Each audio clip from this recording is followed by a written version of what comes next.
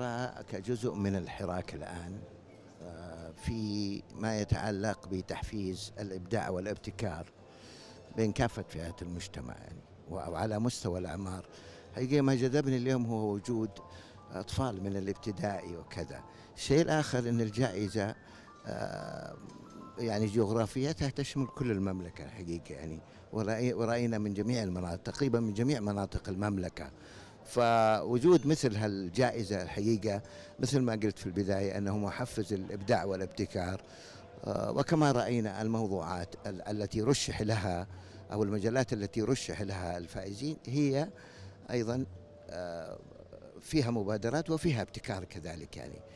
وأعتقد هذا جزء من الحراك اللي في المملكة الآن.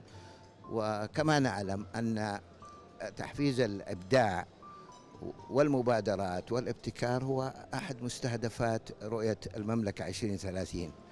فوجود هذه الجائزة وبهذا المستوى هو أعتقد جزء من الحراك العام فيما يتعلق بتحفيز الإبداع والابتكار.